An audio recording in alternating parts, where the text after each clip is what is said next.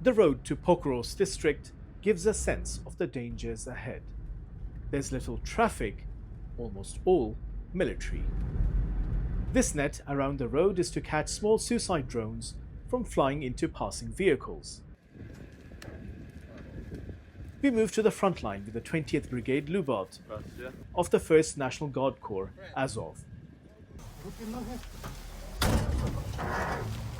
Beyond a certain point, we had to leave the caged armored vehicle and walk, as explosions and gunfire ripped through the silence.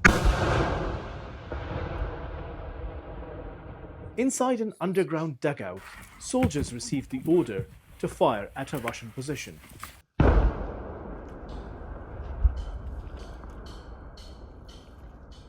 We're currently on the Pokrovsk front, where fighting seems to have intensified.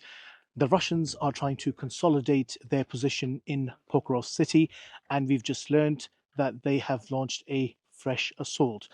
The Ukrainian military tells us they're trying to push back the Russian advance. Not easy when your old weapons malfunction. They spend hours trying to fix it.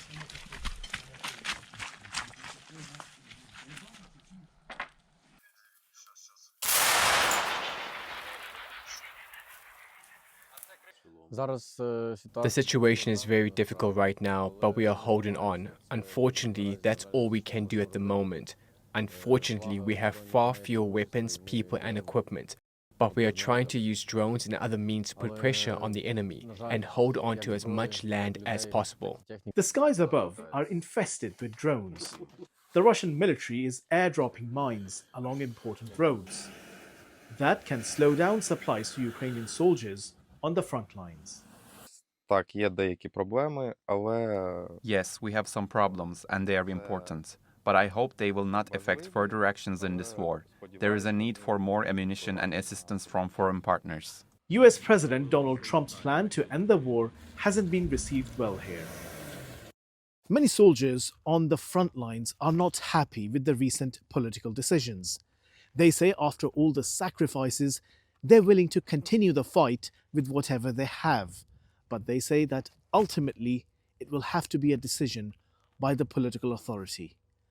Ukrainian President Volodymyr Zelenskyy too has reservations. Trump says Ukraine must accept his plan by Thursday. Failing that, he's threatened the war will continue. Ukraine's European partners have criticized what they see as a plan that favors Russia. At the G20 summit in South Africa, the Europeans, along with Canada and Japan, have jointly rejected changing of borders by force. They've also expressed concerns that putting limitations on Ukrainian armed forces will leave the country open to more Russian attacks in the future, a prospect they say must never be allowed. Hasan Abdullah, TRT World, Pokrovsk region, Ukraine.